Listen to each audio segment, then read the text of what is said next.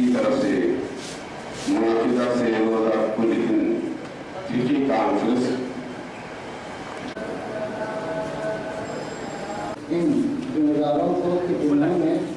اس کا جو ہے اہتمام کیا اور امت کے لیے ایک صحیح راستہ نکالنے کی طرف کر رہے ہیں۔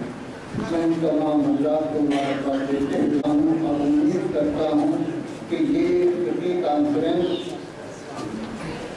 مسلمانوں کے ذخیرہ ہوں گے آنے والی نسلوں کے لیے۔ ممتاز عالم مفکر اسلام رحمۃ اللہ مخاطب تھے۔ جامعۃ المؤمنات مغل پورہ حیدرآباد کی جانب سے روزہ کل ہند فقہی کانفرنس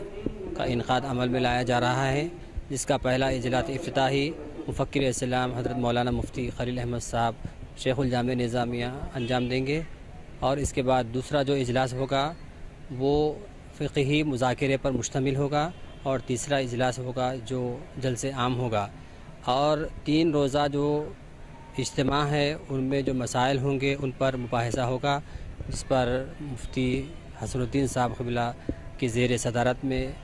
یہ منعقد کیا جائے گا، اور جو جدید مسائل ہے اس پر بھی غور و خوض کیا جائے گا۔ اور شہر حیدرآباد کے علاوہ سرزمین ہندوستان سے مختلف مقامات سے جیت علماء کرام مفتیان اکرام تشریف لا چکے ہیں، جن میں قابل ذکر مولانا مفتی نظام الدین صاحب جو یو پی سے تشریف لائے ہیں، اور مولانا مفتی ایوب خان صاحب جو مراد آباد سے تشریف لا چکے ہیں، اور مولانا مفتی معین الدین صاحب جو گجرات سے تشریف لائے ہیں، مولانا مفتی نذیر احمد صاحب جو کشمیر سے تشریف لا چکی ہیں۔ اس کے علاوہ جامعہ نظامیہ کے جیت مفتیان کرام بھی اس مذاکرے میں حصہ لیں گے اور اس پر روشنی ڈالیں گے۔ میرا نام ڈاکٹر حافظ محمد مستان